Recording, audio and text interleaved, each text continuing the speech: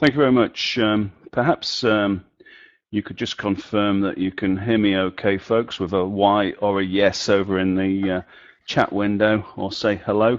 But hopefully I'm coming through loud and clear, and I'll find out a little bit more about who is present as we proceed. So let's get cracking. The title of the session, I hope it won't turn out to be too much of a fake title, Confessions of a Moodle Trainer, but I wanted to put something there to tempt one or two people in.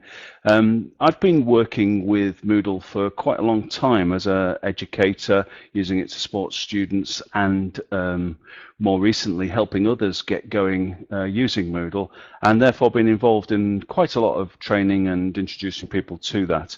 And I wanted an opportunity to share some of what I do, but also really just provide a forum, hopefully, for us to share ideas. So you won't be listening to me for 45 minutes. I hope that we can all get involved, contributing our own experiences and ideas. The alternative title is How Do We Get Users Enthused and Confident Enough to Use Moodle to support their own teaching or training? And it is a challenge because those of us who are engaged in introducing people to Moodle often don't have the luxury of great amount of time, and therefore we need to make sure that that time is used effectively, and I'm sure there'll be some discussion and debate about how that's done. The original brief or advertisement for this session said that it would be interactive and discussion will draw on my own experience, but also I'll be asking participants to share their own experiences, as I have just mentioned. Okay, so I'm Jim Judges, and let's have a quick look at where I am. Here we go. That's me. You might just be able to see the University of Warwick. Those of you that know the UK and the Midlands will know that we've been a bit sneaky, because the University of Warwick is actually closer to Coventry than Warwick, but don't tell anyone.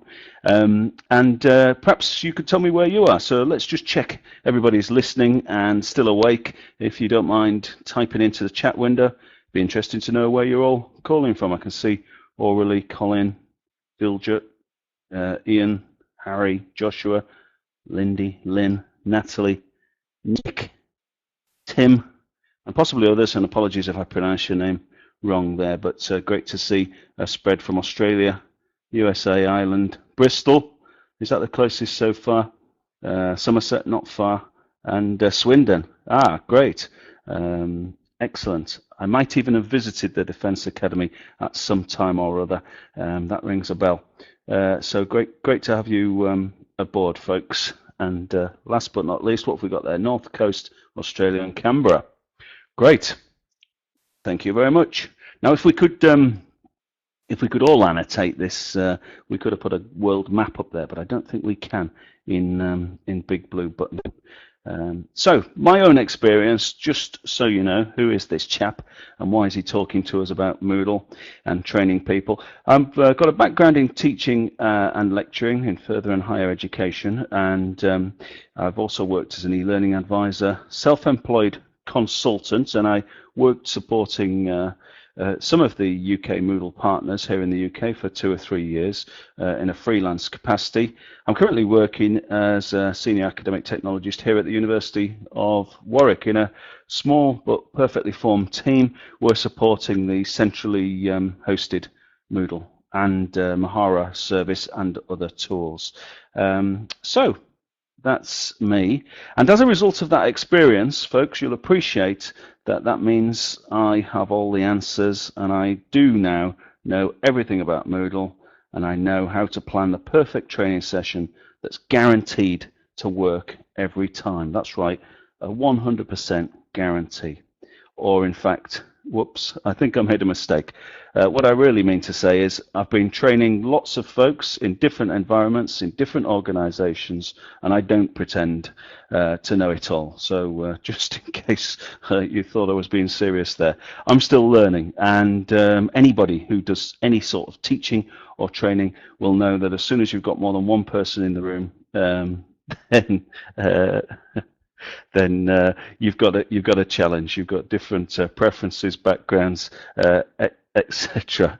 And Lindy, that last slide was unrealistic, but I've taken it down from 100% to approximately 73. But as you'll see, we'll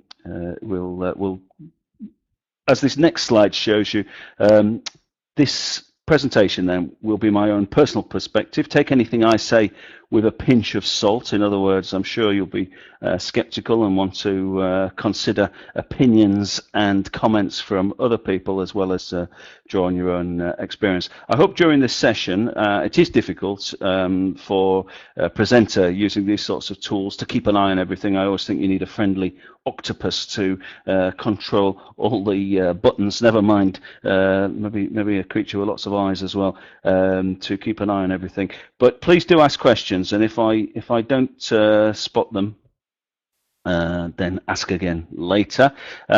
Please do contribute your own ideas, and feel free to challenge anything I say. And if you do have a microphone, I'm hoping to involve you and ask for you to contribute as we proceed. The only thing I just want to check is, am I right in thinking this session is designed to finish at 12:15 or 12 o'clock? I better just check. Probably should have checked that before I started. Could someone just type in the window what you think about that? Yeah. All right. So 12:15-ish I'm aiming for, but let's take it from there. Now, in the Moodle course area, from which you have probably jumped into this blue button watch live session, then I have opened up a few not very significant tasks, but there are a couple of choices there. I don't suggest you go back there now, though you're welcome to have a play with those if you so desire. But perhaps I could ask you to tell me about your own experience with Moodle, and I've got a little code there, A, B, C, D, E, F, G, and you're miles ahead of me because you've already answered before I even looked over to there, and just having a quick scroll down there. Well, I'm glad to see that there aren't any A's, but everyone's welcome. And of course, Moodle does this far better than Big Blue Button. I was trying to think where I was then. Big Blue Button, because I don't think there are any voting tools in here, are they? So hooray for Moodle, and it's great that we would be able to collate all of that into some kind of data and chart. But interesting to see that we've got some G's and F's in there, as well as I saw at least one B with less experience. So lots of varied experience in the room, I'm sure. Okay. Thank you for that participation. And my current role with Moodle, well, I mentioned about being a senior academic technologist. I'm not sure if I've thought of all the roles here, but here you go, folks. Chance to new question being asked, and I realised that perhaps I could have put a different letter or something in there. Here we go. Brilliant. Harris kind of put a little line in there. So my role C, any letters after that. And Joshua, I like it. And indeed, you are welcome to indicate more than one. I could, Lindy, you're quite right. And what I wanted to avoid was jumping around too much. But as I mentioned earlier, they're definitely there. And I do encourage you to quickly do those. It's interesting just for us to see. And apart from anything, what I wanted to perhaps demonstrate, how well I've done it, I'll let you decide, is that getting the audience and your participants active and perhaps saying a little bit about themselves can be important and can be a useful technique during training. Indeed. And in fact, that's quite interesting, Lindy. You've reminded me that in this new version of Moodle, I think it is. Are we running 2.8 or 2.9 on this conference? But this new version of Moodle, I noticed that the choice does allow more than one choice to be made. You're quite right. Now, can I just start just setting the scene? We are going to get into the real world of training and introducing people to Moodle, so don't panic. But noticed a little bit of research here from Ryan and Bagley, and they carried out a review of literature in education, and this was looking at benefits and barriers to the integration of technology in the classroom. So that may or may not be relevant to your own interests. And they focus on external and internal barriers. The external barriers they talk about are usually out of teachers' control, but they say that one of those will be not only the absence of equipment and software, let's hope that's taken care of, though it's not always the case, but one barrier can be poor quality professional development. Okay, so fair enough. So we've got to make sure that the quality of any training, personal development or professional development is of a sufficient quality. Okay, let's bear that in mind. Internal barriers were identified to include individual, as ever, perceptions about the use of technology, and also confidence. That's nothing new, is it? And also there's potential for some teachers to experience increased anxiety. Now, this is really important, I think, because one confession, I'm not sure how big a confession it is, and lots of my confessions are probably going to be common sense, but one of my confessions, if you like, or experiences, might be a better description, is that we do meet lots of anxious, they're not all anxious, but I have met lots of anxious trainees, and that anxiety manifests itself in many different forms. So it's not necessarily always clear that they're anxious, but other behaviors may be a result of that anxiety. So let's just hang on to that and think about that.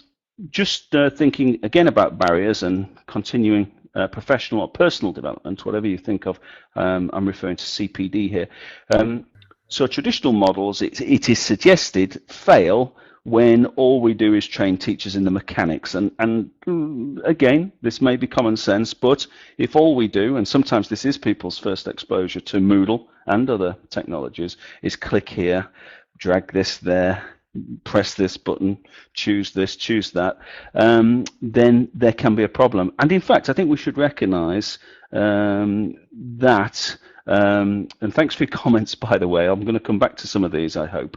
And so therefore, I think that we should recognize that Moodle strength, which is to engage and interact and do all of these wonderful, exciting things, is there, but also when we first open up Moodle and we start editing, we're faced with so many options and things to click and things to do that it can end up being more mechanical than pedagogical. Indeed, and let's have a look. Now, another word I want to draw out here is ongoing. And this is one thing that I find difficult. So here's a confession. I meet lots of people, and sadly, on many occasions, particularly working as a consultant, I'll meet people right at the beginning of their journey, and I'll introduce them to Moodle, but often I might not see them again. One advantage of being in this role at the university is that you tend to build working relationships with people, and you might see them again, but that isn't always the case. So I'm interested in exploring the idea of how do we make sure that it isn't just one session.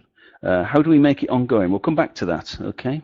And the importance here, as we're perhaps discussing, is that we need to focus on the pedagogical. In other words, what benefits does it bring? How does it add value to teaching and learning, and how can it engage and enthuse your learners? Right. Couple of quick points. It's suggested it can be aided by better integration, especially in teacher education programs. I can confirm that at Warwick, all of our students are exposed to Moodle and to Mahara, in fact, and it can also be aided by further encouraging classroom and subject-based projects. I don't think I've cracked that, but clearly, if you are piloting and doing if you're piloting the tool, if you're doing investigations in your own context, that can help. But I just wanted to throw that in. Okay. Now, I mentioned anxious trainees earlier. How do we spot them? How do you help them relax?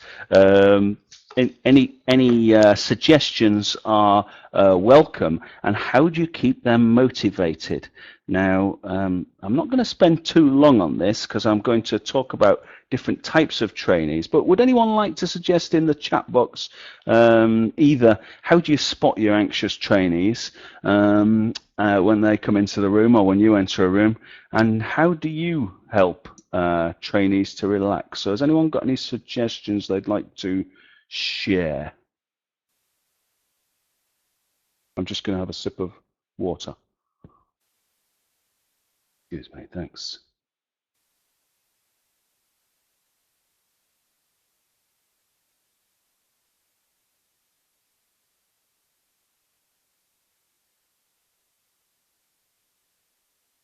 Yeah, thanks for starting things off, Natalie. And building relationship and trust is important. And of course, what we're talking about here is similar and the same for any kind of teaching and training. And Colin, I think you're quite right. This defensiveness can often come out in other ways, which can be, for example, blaming the tool, being grumpy, not particularly happy about being there. I like the idea of sitting next to a buddy and reassurance. Jokes, humour is very important. Can't break it, just click, crash, and hack around. I like it. Yeah, and I'd like to share some of these phrases, and I'm going to share some of mine. And that's right. And in fact, is it orally? Apologies if I'm pronouncing your name wrong, orally there. But the idea of using humour is important because, in fact, that's just one example, I think, of using emotional intelligence, which I think is key to getting perhaps on site. That's good to know. That's the right pronunciation. Now, here we go. Here's your challenge, folks. I have listed, not an exhaustive list, but my list of some trainee types. Can you help me with my crossword here? I've got anxious and expert. What do you think the E, A, I, C, and R might be? And I think there's going to be 5 iMoot Moodle points, which are totally unofficial and aren't worth anything. For the correct answers, we've got reluctant, angry, excited. Is that when you say spectrum? Do you mean the colour across here, or let's have a look? Relieved, apprehensive, inspired. Ah, yeah. Actually, they're kind of chopped up, but they do go from generally not very happy and grumpy across to happier, rude. I like rude, Sam. Careful, conscious. I don't like it, by the way, but I've experienced it lots of time, and I'm sure many of us have. And the sleep is a good one, actually. I'm going to add that to my list. Enthusiastic, intrigued. Good. Let's have a look. Here's my list, and I think you got most of them. And in fact, you've improved my list as well, by the way. Definitely anxious, enthusiastic. Yeah. Attention seeking, they're the people who tend to be the ones who demand most of your time, sometimes to the detriment of others. Inattentive could verge on the asleep. I have had somebody, at least one person, sleep in my, there's a confession, sleep in my session. It doesn't happen regularly, and I don't think it was my fault, but you never know. And one thing I try to do, it is hard when people are a little bit rude and disrespectful, and not just being rude or disrespectful to you, they're being rude and disrespectful to other learners, of course. But one thing I try and do, and it's not always easy, is I do try and use any technique I can, and you mentioned some of them earlier, to try and get folks on side, try and win them over. Some people remain a challenge, we know that. And thanks for the support there, Lindy. Yeah, and actually, just to say, I've put a similar activity. You don't have to complete it. You've done the work, perhaps, but if you want to pass by and add some of your comments later, please do. But for others who've missed this session and want to contribute, then I've also put a forum, because what we've just done is really completed a forum activity, but we haven't captured our responses in the same way that Moodle would. Yeah, get people to sit on their hands, and I think that's another option. I don't think I've had to throw anyone out of my in my teaching days. I used to teach 16 to 19-year-olds science and chemistry, and maybe I had to ask 1 or 2 students to leave on the odd occasion, but I don't think I've had to ask any of my trainees, and I must have trained hundreds in my time. Not yet, anyway. Although it's probably come close. Just to say that one further final piece of research, I've only got two to mention here, the references at the end of the presentation. Montesa and others said that teacher quality is the most significant factor. Ooh, that's good to know. So let the teachers know they're still valued and still important. That's good to know, isn't it? Of course. And the teacher is also, and again, is this common sense, one of the most important components in ensuring the effective use and successful implementation of technology. So it's so important that they're on board. And also the absence of training, CPD, is a significant obstacle. So it must be there. Okay, now I just want to tell you, Joshua, welcome aboard. We can talk about elements later. I learnt the periodic table earlier on, and we can happily exchange Helibi, Nofni, Namgol, Sipsklar, etc. Anyway, distracting me there. So a typical 2-hour face-to-face introductory training session that I might deliver might look something like this. So you've got the usual introduction overview. At this time, I might just be giving them a feel for what Moodle looks like. But very soon, within the first 10 to 15 minutes, I'll get them doing the participation activities. Now, this may be similar to what what you do, but the point I'm making here, and again, I don't profess to be giving anything too revolutionary, but it's this. In this presentation that we've participated in already, you've told me about where you live, you've told me about your role, how long you've been in it, your experience with Moodle, perhaps these sorts of things, as well as had a quick go at guessing something. So you've been active. And likewise, as far as I'm concerned, the most important part of introducing people to Moodle, wow, some of you will be saying, is that all you've got to say, Jim? Well, the most important part of the training for me is getting the learners straight into Moodle. I will stop talking and giving them, I'll show you a little screenshot of it in a second, and just getting them to work through some typical activities. I'm sure many of you do the same. And I'm really passionate about that, and whatever training I do, I resist the temptation to jump in and show them the mechanics, because I think that we all know great teachers, we all know that most teachers want the best for their students, and we all know there's a spectrum in terms of teacher attitudes, but most of them want the best for the students, and that most teachers are very good at spotting opportunities. I think it's something about the teaching world. They're always looking for ideas and things they could use in their teaching. So if you can engage them with activities, perhaps some of you have thought today, oh crikey, I like the way Jim just did that little guessing game. I might use that. Well, guess what? That's the sort of atmosphere that I'm trying to create with Moodle. Okay. But, of course, sooner or later, you do have to get them editing. Here's what might be the first view of a Moodle course area, and this is what our Warwick Moodle looks like at the moment. Anybody who knows anything about the University of Warwick may know that our branding, as ever, perhaps we all go through changes, is changing. So the logo for Warwick may well change, and you might notice even on our website that it's changed already. But anyway, University of Warwick Moodle. Here's a course, and I'm using the grid format here, and in fact that's all there is to this course. And out of interest, do any of you give me a Y if you use the grid format over on the chat there?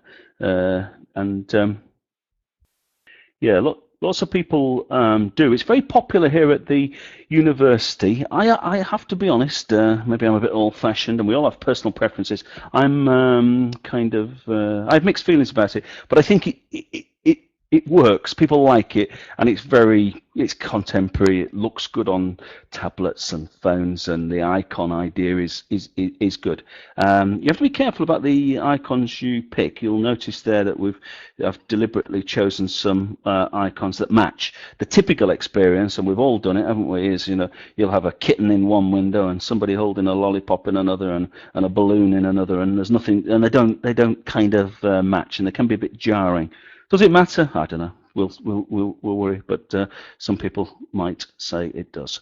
So there's my first introduction to Moodle. Now I've waffled on for 5 or 10 minutes to my trainees, but quickly I get them to go to the introductory activities, and I stop talking. Yeah, well, the other one we use is collapse topics, which is popular as well, and probably they're the two most popular and common themes here.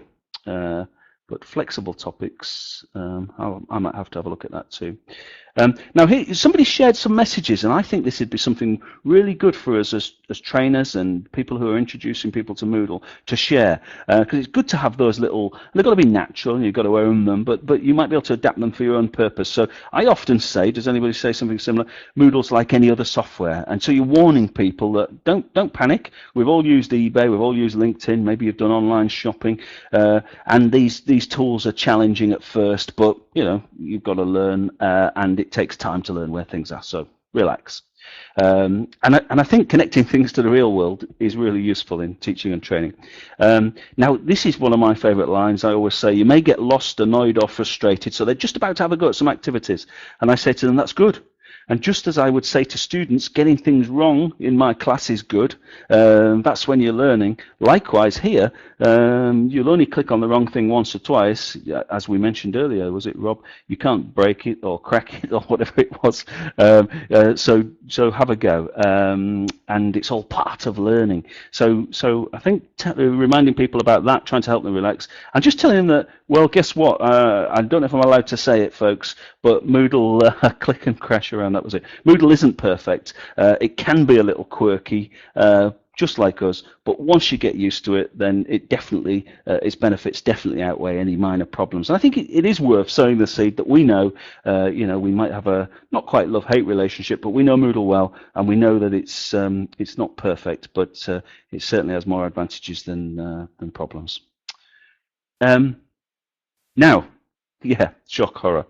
Now look, before long, look at this. Even if your Moodle doesn't look like that, I bet your Moodle eventually looks like that. Am I right? Probably. I did see one theme. I think it might have been How to Moodle who published that on their UK Moodle partner. Do some great work, I know, as all the partners do, in fact. And they produced a theme that allowed you to turn your topic section into a kind of grid format almost. But before you know it, we are here, aren't we? This is standard Moodle. Now, these are the resources that they're looking at, and I do show them the book. That's popular. But I've before long, hold on, I just want to show you this. Before long, within those 10 minutes, quicker than I've been, they are working their way through a choice activity, a forum activity, in their own time, often quiet in the classroom, hopefully, apart from the odd annoying trainee, not too many of those. They're working through at their own pace, having a go at an assignment.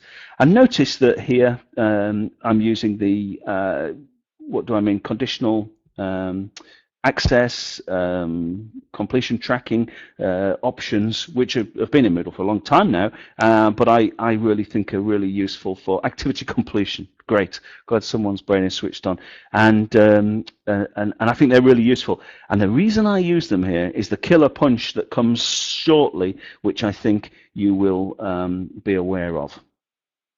Indeed, yes, definitely getting better. If I go back, I hear a couple more messages that I say the skills you learn as a student will be useful later. So in fact, this is true, because you will appreciate if a student hands in an assignment using the Moodle assignment tool, then the interface they use to upload a file is very similar to other interfaces they use elsewhere, for example. And indeed, I say that this is consistent. So once you learn how to do one thing, you'll be able to transfer that elsewhere. And I kind of warn them that there's nothing difficult in Moodle, especially, but what makes Moodle challenging is that there's lots of choices, and we know that, and that is worth warning learners about. So they have a go at these activities, and they, that's a fair point, and I've probably perhaps glossed over that. Perhaps it's not consistent everywhere. But so they do these activities quite quickly, 10 to 15 minutes. I also have some additional activities. Let's have a quick look, just in case. Oh, here's some of the activities. Now, I don't want you folks getting bored or falling asleep. So one of the first activities I do, I resist doing activities about Moodle. I try to do activities about anything and everything else, although sometimes, depending on I'm training, I will do activities about Moodle. How do you want to use Moodle? What do you want to do with it? How do you... But I try and link it to just interesting things, just to stimulate a bit of emotional response. So can you tell me, just out of interest, just to keep you awake, what film genre would you choose as your favourite? You're allowed to choose other, or tell me, in fact, because this isn't the choice activity, but let's have some votes. Action, horror, crime, and you can use the lettering system to make it quick. So we've got one vote for sci-fi. Action. You can use the letters if you want, but it looks like folks prefer to type. There you go. And here we go, crime. Now, the interesting thing, I'm going to reveal, this is a confession that I'm definitely going to reveal. I'm just waiting for everybody to vote. Thanks, Mr. Jim. Good to know you're there, by the way. Can we just get all the votes? And if you want to vote, we're running out of time. I'm going to say 3, 2, and 1. Now, I don't know if anyone can check, but this is a fact. I have trained literally hundreds, could be heading towards 1,000, but hundreds of people in different organizations. And I've asked a similar question of them, and the one that's the least popular, perhaps for understandable reasons, is here's the first confession. It was worth coming just for this. Ah, yeah, sorry about that. Crime and comedy, so you'd have to put C. Horror, and it could well be worth somebody getting some funding for a bit of research. But I always think that maybe it's just because horror is a bit dark and scary and people don't like them, or if they do, they don't want to admit to it. Anyway, good point. Yeah, if you don't like horror, you're in the wrong place. Please leave the training session now. So, okay, now a forum, so I'll get them to do a forum discussion, but I just want to share this. Does anyone else do something like this? I think one of the challenges I've noticed with Moodle is that when people are using it for the first time, they often get lost, and getting lost is okay. And usually I encourage them to use the navigation trail, is that what you call it, at the top there with the course naming, which is sometimes easier to find than other times, but or locate, but there it is, it's the course. And I'll always encourage people to use that. Maybe the navigation block, but I'm not a big fan. But early on in the activities, I try to give navigation tips. So look here. Once you've completed, please find the link to introduction at the top of the page. Breadcrumbs. Yes, thank you, Colin. That's another name for it. I sometimes in the past I have hyperlinked that, and you'll perhaps many of you know what I mean, of course, by that, and just hyperlinked it back to the main course. But I sort of resist that now because I think, well, everything isn't going to be hyperlinked. I just want to train them the first few times so that they find it, and then later they'll find it naturally. So there you go. Don't know if anyone else uses that tip. Yeah. Well, there you go. Just getting distracted there by breadcrumbs being old school. I pass. Here we go. I do have toast every morning, so hopefully that's not old school. Now, if we have a look at, I also get them to do an assignment task. I get them to submit something, and this is useful because even if they're not going to use the assignment for formative or summative submissions, they might find an opportunity for students to use it for submitting drafts and plans, and they might even get it for colleagues to submit things, etc. So again, get them to do that navigation tip, and I get them to do the quiz. Now, here's a confession. Now, I hope I'm not giving any secrets away, but would you believe people do often jokingly, I say to them, if you want to get it wrong, then feel free. And how many legs do most ducks have? The answer to the question, I should have asked you, but I'm going to tell you that the answer, of course, is 2. But on a small number but significant of occasions, people have accidentally put the wrong answer in, not trying to be funny, because I know for a fact when they've realized they're kind of embarrassed, and you can tell. And the wrong answer that's most commonly entered is, in fact, would you believe, and I'm not making it up, but at least a small number of people have done this, and often people put 4 in there. I always look forward to it happening. It's quite a rare occasion, maybe 1 in 100, something like that, but it does happen. There you go, pass. People not thinking, yeah, bonus points. So now, one other thing I do using the conditional release of activities is I produce a little label at the bottom there with a thumbs up. Can you see it? And when they've done all of the activities above, the congratulation label appears. It's almost like a poor man's badge, if you like, but it's there and it's in your face and it says congratulations, and they get a little, ooh, that's good, I've done it. A mini gamification item, you could say. They get a congratulations, but from my teaching experience, I never like to see students sat with their hands sat on their hands too often, and don't want them getting bored, because you will know you'll get people who whiz through stuff like that and then they're waiting for everyone else. So I've got some extension activities, and in there you'll see that that section becomes available as long as they've done everything else above, and they can browse the feedback tool, the wiki, the glossary, and the lesson tool, for example. Okay. Indeed, if they get bored and disruptive. Now, here's the killer punch, folks. You might have seen it coming. So we're still in the first hour, but this to me is the crucial section, really, our first introduction to Moodle. Now, if they are tutors and if they are teachers and if they're thinking about managing learners, then everything they've done so far is okay. They could probably do it with some other tools, and they might already be using forums elsewhere and quizzes elsewhere. But the great thing about Moodle is the fact that it also allows you to communicate with your learners. We know that, don't we, through the news forum, and also importantly to communicate individually by clicking on the participant and their name. Those communication tools are really powerful, and even communicate with smaller select groups. So I personally think that it's really important to emphasize the communication tools. I'm sure most people would probably agree. And indeed, some people buy into Moodle just based on the fact that you can have a news forum that sends out messages to the whole class, and it's ever so easy, and they don't have to ask the administrator to send an email. They can do it themselves, and wow, that's going to save me a lot of time. And great, yeah, you've mentioned the quick mail block, which I know is very popular, although we don't have it at this stage. That does something similar and allows you also to do that communication side. But the other bit, this is the killer punch, the tracking. To me, any of the, as well as training, I also deliver some online courses using Moodle, and being able to track students is absolutely essential. And in fact, if this wasn't there, then I'm not sure how I would cope. So I'm always keen to show them, look, stop where you are. Thanks for participating. Can you see down here, maybe? I've hidden these names, by the way. Normally you would see those, wouldn't you? But I can say to students, look, I can see that this student here, over here, was that Joan, has only completed 3 tasks. What have you been hanging about at? I can see that this student has gone on to there but missed that activity, etc. And so being able to track what students are doing is essential, and that can be a real eye-opener and a real strong selling point if we're trying to sell anything. I try and resist the selling analogy, but it's certainly well received. Okay, so here's the point, and I'm keeping an eye on the time myself actually here, folks.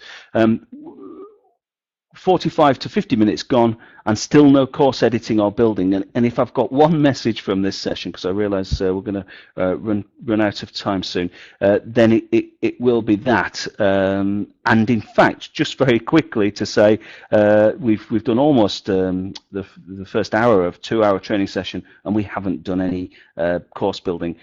And this is what I say: if the fire alarm goes off or the internet breaks and we have to stop at this point, then that's okay, because we've done the most important part of the training.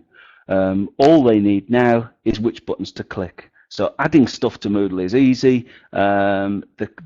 Making it interesting, creating engaging resources, thinking about activities that work, that's more tricky. But putting stuff in Moodle is easy. And just to say, I'm going to save this activity for a second.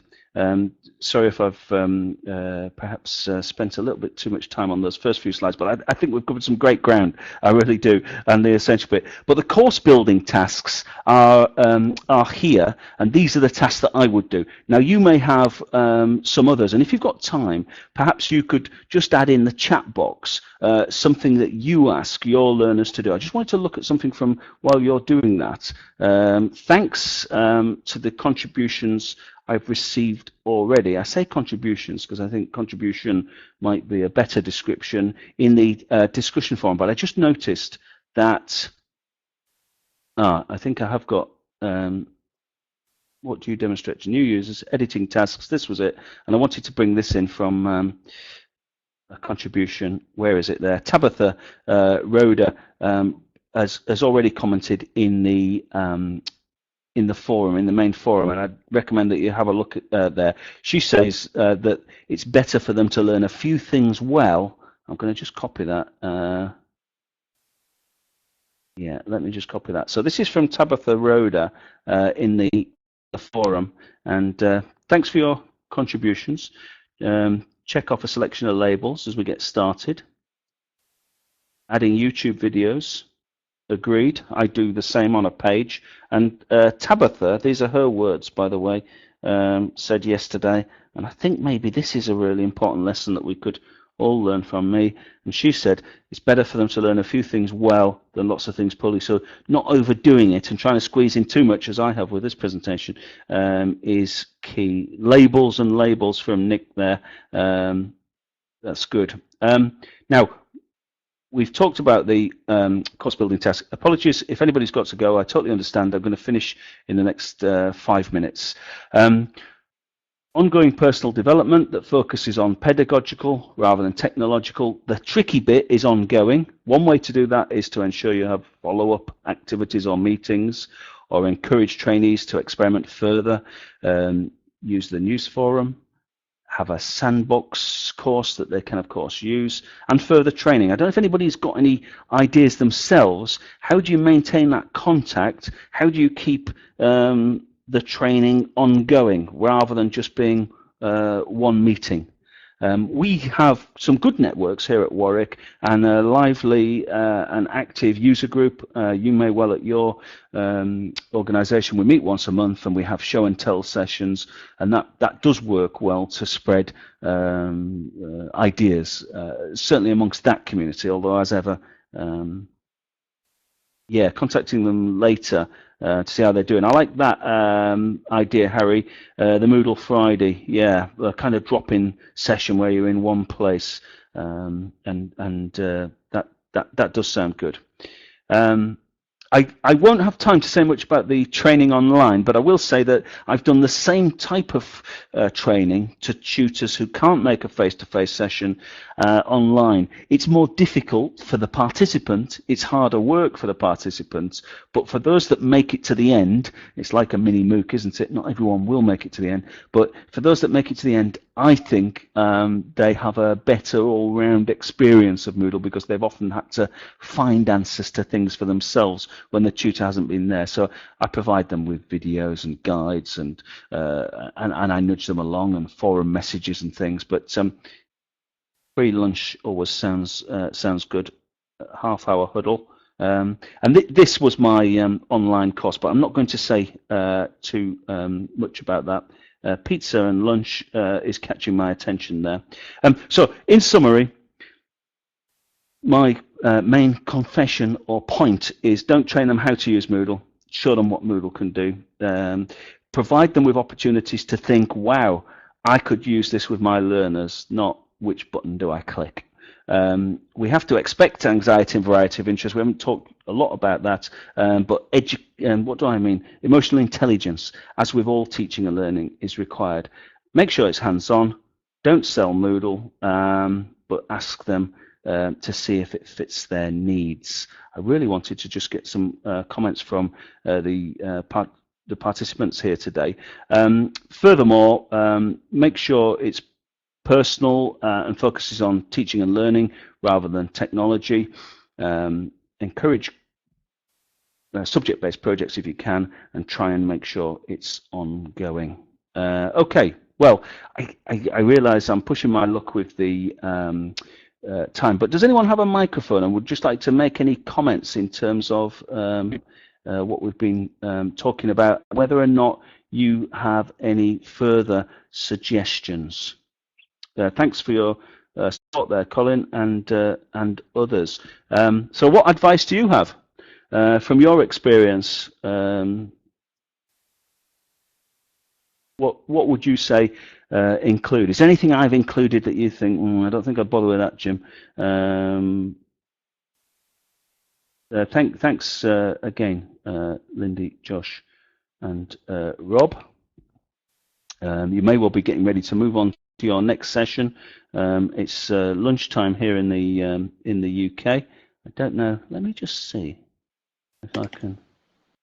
Hi, Lindy. Can you hear me? I can hear you typing. Can. Yeah. I tell you what. I've jumped on the fact that you've got a microphone. Lindy, where do you work? I work at the Australian College of Nursing, which is based in Sydney, in Burwood. Yeah, that's great. And thanks. Do you get involved in training folks in your role?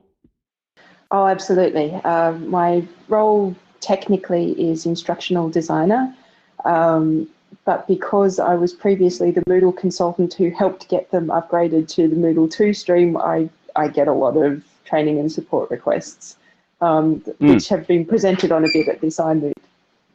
And if we only had 30 seconds together in a lift, and you were going to pass on all your wisdom, what top tips would you give us in terms of training? Have you got any nuggets? I've actually been just trying to kind of synthesize what you've done in this session and reflect on what's worked well in my own. Certainly the conditional activity tick-offs were always something that I found worked really well because it helped you gauge in the room who was comfortable and who wasn't. I had a sneaky way of checking the completion report before I showed it to everyone else, so I could quickly gauge where everyone in the room was at before I showed them I could see that. Definitely. I think that's a good point, actually. I think you've kind of touched on it here, that really making sure you keep the human focus in it, because when it becomes all about the technical click here, press that, you lose them. Yep. Thanks ever so much. That's okay. Yeah. Sorry to cut you off there, but thank you for your contribution. I'm just going to see if I can get Rob to say hello. Rob, would you mind saying hello? Are you there? I wonder if you are. Hold on. Have I turned you off? Are you there, Rob? I am. Hello. Hi, Rob. Could you just speak up slightly? Whereabouts are you calling from? I'm in Australia. Oh, hi, Rob. And what role do you have? Do you get involved in training? I do. I'm the assistant principal, but we've used Moodle for about 10 years at our school now. And it's just slightly quiet. I don't know if you can get closer to the microphone. And again, would you have one or two tips? Has what I've said hopefully chimed with your experience?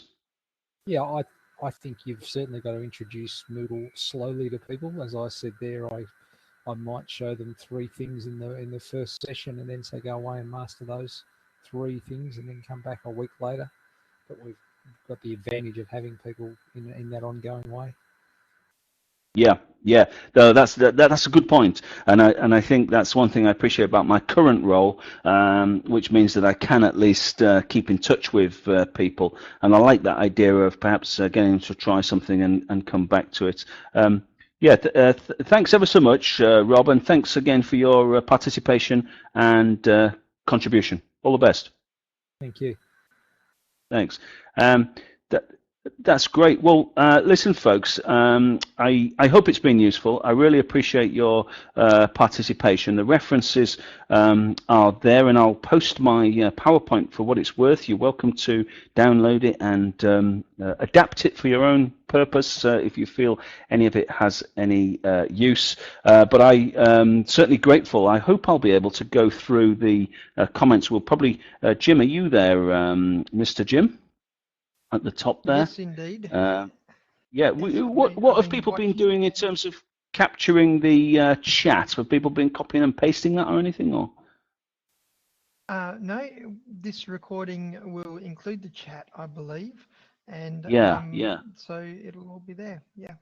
Yeah, no, that's great, and I might just take a copy of it anyway. But that's useful. Yeah. Yeah, and so I'd like to just take the Ah, yeah. opportunity to thank you very much for your excellent presentation, and you're very easy to listen to, and you make a lot of sense. So I've enjoyed it, as I'm sure everyone else has. And if other people want to stay and talk to you in the room, by all means they can. I'll just stop the recording, and when you've had enough, just leave. So thanks again, Jim, for your time. Yeah, my